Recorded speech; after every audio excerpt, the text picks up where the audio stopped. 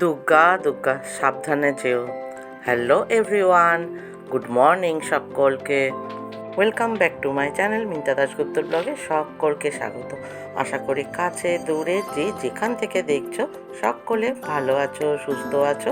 আর আমিও তোমাদের ভালোবাসায় আশীর্বাদে ভালো আছি, সুস্থ আছি। তো চলো, সকাল সকাল আমার কর্তাবাবু বেরিয়ে গেল, দেখতেই পেয়ে গেলে। আর এবার ঠাকুরকেও আমি তাই জাগিয়ে নিলাম। আর এইবার চলে এলাম আমি আমার সকালের কাজকর্ম সারতে। তো চলো, দেখতে থাকো, সঙ্গে থাকো, আর আজকে সারাদিনটা এনজয় করতে থাকো। আর তোমরা তো জানোই বন্ধুরা, আমার এই চ্যানেলে আমি আমার ডেইলি লাইফস্টাইল তোমাদের সঙ্গে শেয়ার করি। আর তাই বন্ধুরা আমি বলি, আমার চ্যানেলটা সাবস্ক্রাইব করে নিয়ে আমার সঙ্গে জুড়ে থাকো। আর আমাকে একটু উৎসাহ দেওয়ার জন্য লাইক, শেয়ার আর কমেন্ট করে ভালোবাসা দিয়ে যেও। এই দেখো, এদিকে তোমাদের সঙ্গে আমি গল্প করতে করতে কিন্তু মুখ ধুয়ে এক বোতল জল আর 2 কচি হলুদ আর সঙ্গে গোটা কয়েক গোলমরিচ নিয়ে চলে এসেছি। আর এইবার দেখো, আমি চায়ের জল বসিয়ে দিচ্ছি। একটু চা না খেলে কি হয়। আর চলো বন্ধুরা, তোমাদের এক রাজকন্যার গল্প শোনাই। এক ঝড় জলের রাতে রাজকন্যার মায়ের প্রসব যন্ত্রণা ওঠে। তো প্রসব যন্ত্রণা উঠতে তো মাকে নিয়ে তার বাবা হসপিটালে গেল। তো সারা রাত মা কষ্ট পেল। তারপর ভোর রাত্রে রাজকন্যার জন্ম হলো। বাবা তো বেজায় খুশি। তো বাবা চলল তাড়াতাড়ি বাড়িতে খবর দিতে। তো বাড়িতে এসে শাশুড়ি মাকে ডেকে বলল, আমার কন্যে হয়েছে। তো শাশুড়ি মা বলল, মা আমি তো দেখছি আমার বাড়িতে বড় করে সন্তোষী মায়ের পুজো হচ্ছে। মা গো, সকলকে ভালো রেখো, সুস্থ রেখো। আমি জানি আমার ঘরে মাই এসছে। রাজকন্যার নাম হয়ে গেল সন্তোষীমা। রাজকন্যের মা কিন্তু এর আগেও কন্যা সন্তানের একটি জন্ম দিয়ে মা হয়েছিলেন, কিন্তু সে 3 দিনের অতিথি হয়েছিল। তাই এই রাজকন্যা। তো বন্ধুরা, এবার ঘরটা মুছে নিই, রান্না বাড়া কমপ্লিট। ঘরটা মুছে কেচে চান করে আসি। তাই এই রাজকন্যাকে পেয়ে তো বাবা মা বেজায় খুশি। বাইরে কি রোদ দেখো বন্ধুরা।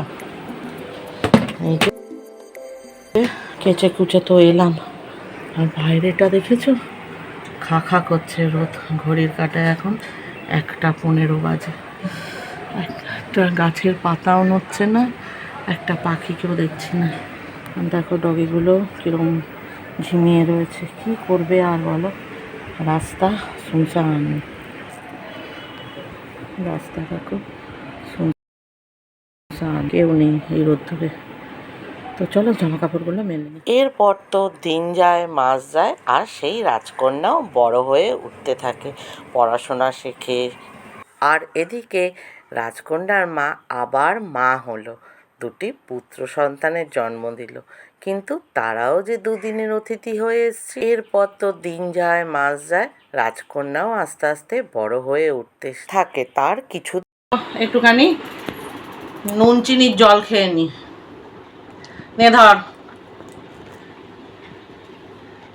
রাজকন্যের মা আবার একদিন মা হলো, আর একটি আবার কন্যা সন্তানের জন্ম দিল। তো 2 রাজকন্যা মিলে আস্তে আস্তে বড় হতে থাকলো। বাবার কাছে বড় রাজকন্যার আদর একই থাকলো, মার কাছে কিন্তু আদর কমতে থাকলো। কারণ হ্যালো বন্ধুরা, গুড ইভিনিং। এই দেখো চা, আজকে ডুডু চা। অনেক দিন পর ইচ্ছে হয়েছে, মেয়ে এসছে, তো চলো মুচ করে খাই। এই যে 3টে কাপ সাজিয়ে নিয়েছি। আরেকজন কে গেস করো? চলো চাটা করে নিই, তারপরে 3 কাপ ছেঁকে নিয়ে দেখতে পাবে কে এসছে। ধৈর্য ধরে। দুপুরবেলার খাওয়া দাওয়া তো কমপ্লিট করে লম্বা ঘুম দিয়ে উঠেছি। আর এইবার চলে এসছে আমার মেয়ে। আর মেয়ের সঙ্গে কে এসছে চলো দেখে নাও, মেয়ের ভাসুর মশাই, বাবাই। তো চলো সবাই মিলে চাটা খেয়ে নিই মজ করে।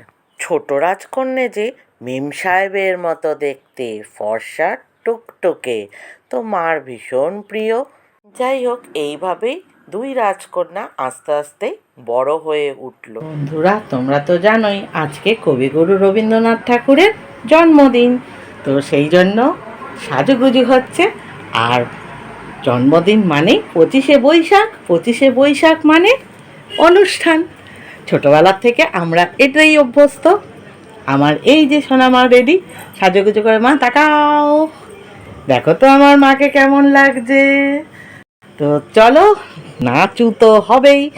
তো সে কি নাচ হবে সেটা দেখার জন্য সঙ্গে থাকো। আর আমার সাজ চলো দেখিয়ে দিচ্ছি। যাও যাও, সুন্দর লাগছে। ভালো লাগছে? এই দেখো সাজুগুজু করেছি। এই হলো আমার 25শে বৈশাখের সাজ। তো চলো, আমাদের ক্লাবে আজকে অনুষ্ঠান আছে, রবীন্দ্র জয়ন্তী। তো চলো এবার যাই, সঙ্গে থাকো, দেখতে থাকো। টাটা। সম্পাদক শ্রীমতী শর্মিষ্ঠা মুখার্জিকে পুষ্প নিবেদন করবেন। জায়গা আছে?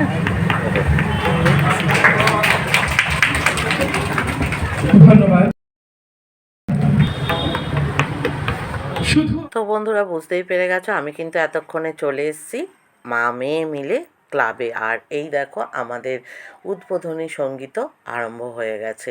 রবীন্দ্র জয়ন্তীর দিন রবীন্দ্রসঙ্গীত শুনতে ভীষণই ভালো লাগছিল, তোমাদেরকেও শোনাবো, কিন্তু উপায় যে নেই, তাই কিছু রুলস রেগুলেশনের জন্য বন্ধ করতে হলো।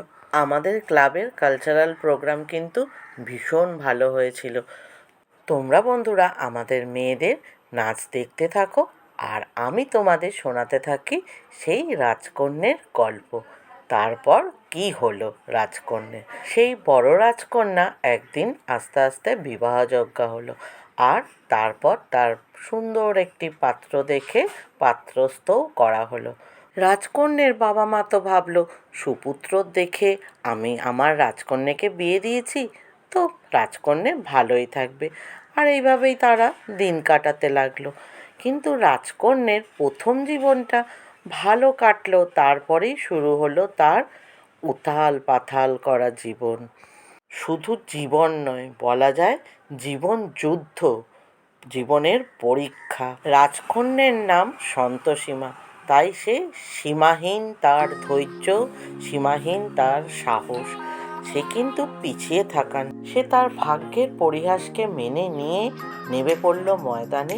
তার আগে পিছে ডাইনে বায়ে কিন্তু কেউ নেই।